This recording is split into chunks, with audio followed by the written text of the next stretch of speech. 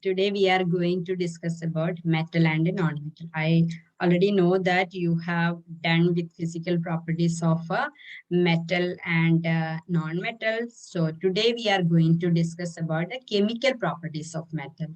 So let us go through that. So before going to the chemical properties of metal, let us discuss about the reactivity series. Okay, so it will be easy for you to understand the reactions of metals. So first is reactivity series. What is reactivity series? List of metals arranged in the order of their decreasing activity. That is called a reactivity series. Let us see that series. Okay. Look here, potassium, sodium, calcium, magnesium, aluminum, zinc, iron, lead, copper, silver, gold. Okay, this will give you the decreasing order of reactivity. That means potassium is highly reactive and gold is least reactive. Understand? If you learn this device, please send Charlie's monkeys and zebras in lead cages securely guarded. It is an easy device to learn the order. So you can see the first letter indicate this metal, potassium. Here, so if you learn this, the reactivity series easily you can by heart. Okay. Now let us see the first reaction, that is reaction with oxygen. Okay. So when metal react with oxygen, what we are going to get? Metal oxide. This is also called burning. This is also called oxidation because the metal is getting oxygen, so it is oxidation. Okay. So metal when react with oxygen, we are getting metal oxide. We know all the metals are solid except mercury, and oxygen is a gas here, and the product formed is a solid. Okay. Now let us see some particular reactions of this. So what are some particular reaction? Magnesium, and react with oxygen, we are going to get magnesium oxide. Okay. So this if you are doing this particular experiment in lab, how it will be? Magnesium is a silvery gray color strip, okay, ribbon, magnesium ribbon. If you take that and if you burn it, you will get magnesium oxide. So during this reaction, you can see a bright white light. Okay, we know in firecrackers, we can see bright white light. That is because of the presence of this magnesium. Magnesium is undergoing oxidation there. Okay, the same reaction we can see in the lab. When magnesium burns, you will get a bright white light and you will get white powder. That white powder is because of the formation of magnesium oxide. Okay, and this copper normally won't react with oxygen. So if you take hot copper, it will react with oxygen, because in the reactivity series we already learned that copper is least reactive. It is coming down, right? So copper when react with the oxygen, it will form copper oxide. It is having a black color. So you can see black powder on the surface of copper because of the formation of a copper oxide. Okay, so iron also react with oxygen and you will get iron oxide. Okay, now let us see metal oxides. We can see the products, they are alkaline, because we already learned, right? Metal oxides are actually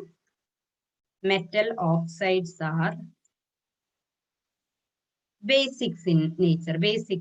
Okay, what do you mean by metal oxides are basic in nature? When you dissolve it in water, it will produce OH minus ions. Okay, so they are basic in nature. Okay, and we have to understand what is the difference between a base and alkali. What is the difference between them? Base is water insoluble, alkali is water soluble base. Water soluble base is called a alkali. All alkalis are base, but all bases are not alkali. Understand? So water soluble base is alkali, and the sodium and potassium oxide, that sodium and potassium oxide formed, that is completely soluble in water, so they are alkaline. Okay, and magnesium and calcium oxide are not completely soluble in water, so they are basic in nature. Both of them will produce OH minus ion in water. Okay, now let us see another category, aluminium and zinc oxide, that is amphoteric in nature. That means they will react both with the acid and alkali. Let us see the case, how they are reacting both with an acid and alkali. So look at this reaction. Here aluminium oxide is reacting with an acid and we are getting aluminium chloride, salt and water. At the same time, aluminium oxide is reacting with an alkali, sodium hydroxide, and we will get the corresponding salt, sodium aluminate. NaAlO2 and water. Okay, in this way, they will react both with the acid and alkali. That is the reason why it is called a amphoteric. Okay. Now, if you see all the oxide, we know that they will dissolve in water. When they dissolve in water, it will produce the corresponding hydroxide. We already learned sodium and potassium oxide.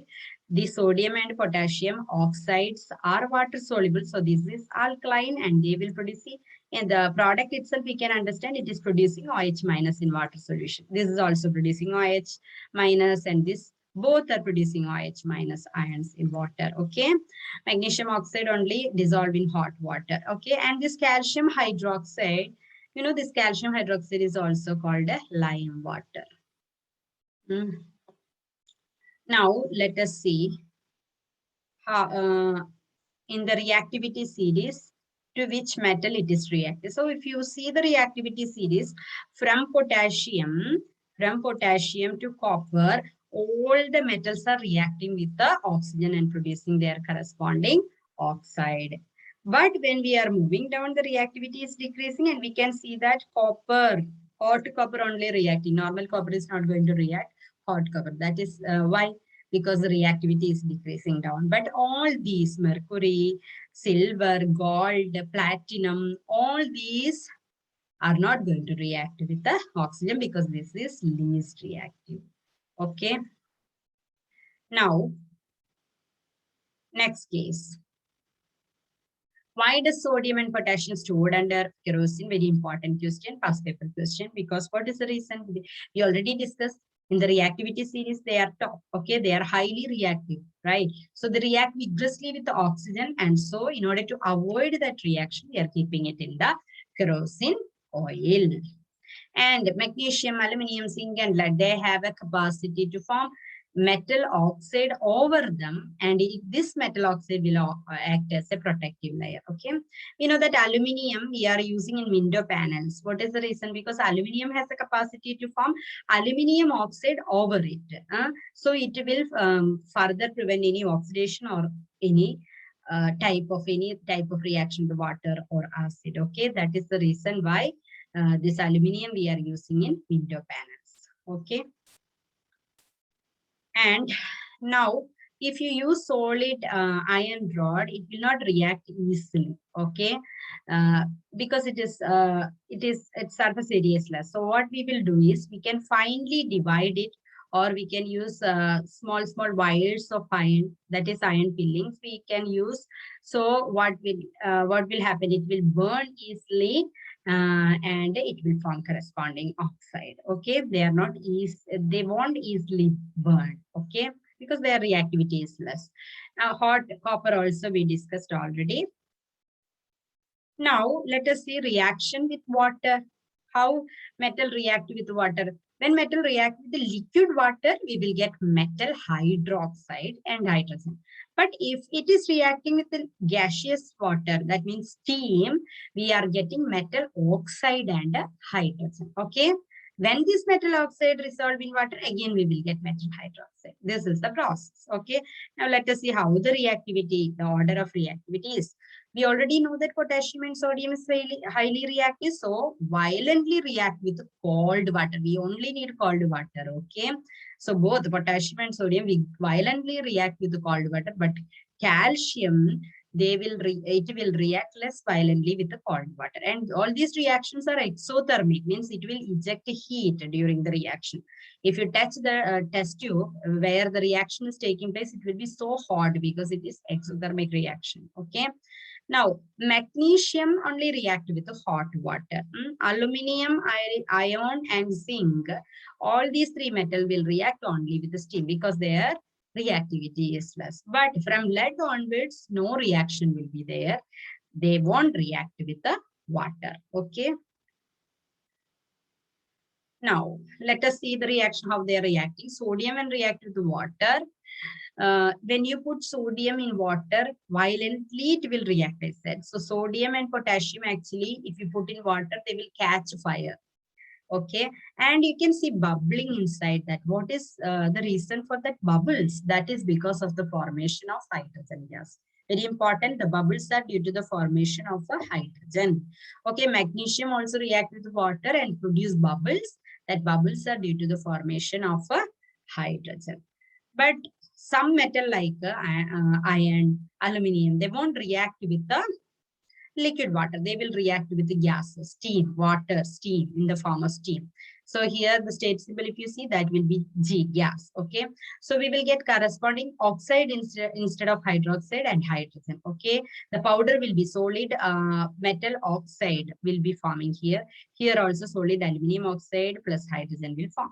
Let us see how this reaction is taking place. If you take glass full and dip it in water and keep over here in this boiling tube, and then below that you keep a burner, and after that take any metal like which is reacting with the steam, that is actually we can take Fe. Okay, if you are putting iron inside that, and if you are heating here, it will vaporize and steam will produce.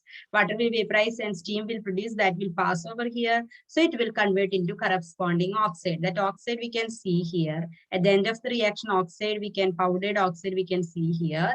And the hydrogen gas will go through this and bubbling over here, and we can collect our water. Okay, this is the reaction. Now, when you add calcium to water, it will float. Actually, sodium and potassium float in water because they are less, they are having less density than water. That is why sodium and potassium is floating over water, on water. But calcium is also floating. What is the reason? Because when calcium reacts with water, it is producing hydrogen. This hydrogen formed will stick on the calcium. Okay, and then it will float inside on water. Magnesium is also having the same observation. Now let us see the reaction of metal with acid. Metal when react with the dilute acid, we will get salt and hydrogen. Here also we are getting hydrogen. Now let us see the reactivity order. Potassium, sodium, highly explosive reaction will take place. You'll get corresponding salt, potassium chloride and hydrogen. Okay. And if you react with the calcium also, violently it is reacting and you will get hydrogen. And magnesium and react with hydrochloric acid, this we can do in lab. This is normal reaction. We will get magnesium chloride and hydrogen. All this reaction bubbling will be there because of the formation of a hydrogen. And all these reactions are exothermic, will produce heat. Okay, the test tube when you touch, it will be so hot. Okay, and when zinc react with the hydrochloric acid, zinc chloride and hydrogen will form. And iron also reacts with hydrochloric acid to form FeCl2 and a hydrogen. So lead, copper, silver, these all are not going to react with the acids. Now, why does hydrogen gases not evolve when metal react with the nitric acid? Very important question. Nitric acid is a strong oxidizing agent. So whenever hydrogen is formed, it will oxidize hydrogen to water. Oxidation means addition of water. So hydrogen will be converting into water, and the nitric acid will be converted into corresponding oxide like N2O, NO, NO2, etc. There are some exceptional cases. Magnesium and manganese actually react with the nitric acid, and they will produce the corresponding nitrate, salt, and hydrogen. But all the other metals are not going to react. Instead, their oxidation reaction is taking place. Okay. Now, displacement reaction, another important reaction. The highly reactive metal can displace the least reactive metal from the compound. So metal A, when react with salt solution, it will displace the metal from the salt and will form metal B and salt solution. Okay. Now let us see how that reactions are taking place. Look at this. Zinc is more reactive than copper. Okay. So when zinc react with the copper sulfate, zinc is more reactive. So zinc displaces copper from here and you will get zinc sulfate and copper. Actually, this copper sulfate solution is blue in color. So during this reaction, copper sulfate completely displaced by zinc so that you are getting zinc sulfate, that is a colorless solution, and you will get copper. This is a reddish brown precipitate. So actually, if you put zinc in copper sulfate solution, what will happen? Upon the zinc, some copper powder, reddish brown color, we can see that is because of copper deposit. Okay. But opposite reaction, if there is opposite reaction like copper is reacting with the zinc sulfate, copper can't displace zinc because copper is least reactive than zinc. So there will not be any reaction. Okay. This is the reaction. Actually, this is copper sulfate solution blue, and we are putting the strip of zinc inside that. So this color is not visible actually here. Actually, reddish brown deposit will be forming over this zinc strip. Okay, that is another observation, and the color of the solution, it become colorless. Okay.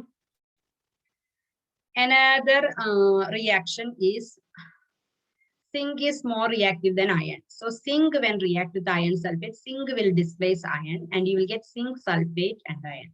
But what is there? Iron sulfate is actually green in color, so it becomes colorless. And not only that, a gray deposit of iron will be over zinc.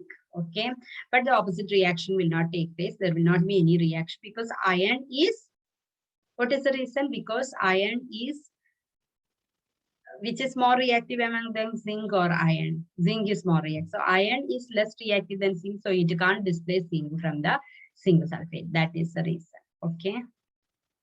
Now look at this particular reaction. Copper sulfate is reacting with the Fe. Okay. Copper sulfate is blue in color. So when it reacts with Fe, you will get F is iron sulfate. Okay, iron sulfate we are going to get, but this iron sulfate is having green color. Okay, so this color change will be from blue to green, and you'll get copper deposit over here, reddish brown copper deposit over here. Okay, and now let us see some past paper. Okay, name the following. A metal which is preserved in kerosene, already we have learned, that is sodium and potassium. A lustrous colored non-metal. What is a lustrous colored non-metal? That is iodine. Is lustrous colored non-metal. Okay, what is its color? Iodine is having a gray color, right? And next, a metal which can melt while kept on our palm. What is that? That is gallium. And next is a metal which is a poor conductor of heat, lead. Okay. So this is important question. Another important question is, this we discussed already. Calcium start floating because the bubbles of hydrogen gas formed. What was the question? Explain why calcium metal after reacting with water start floating on its surface, and write the chemical equation for the reaction. Name one metal that start floating after some time when immersed in water. So calcium, already we discussed calcium and react with water. It floats on water because hydrogen stick on calcium. And magnesium is another metal that will react with hot water and start floating due to the bubbles of hydrogen gas sticking on its surface. That's all for today. Thank you.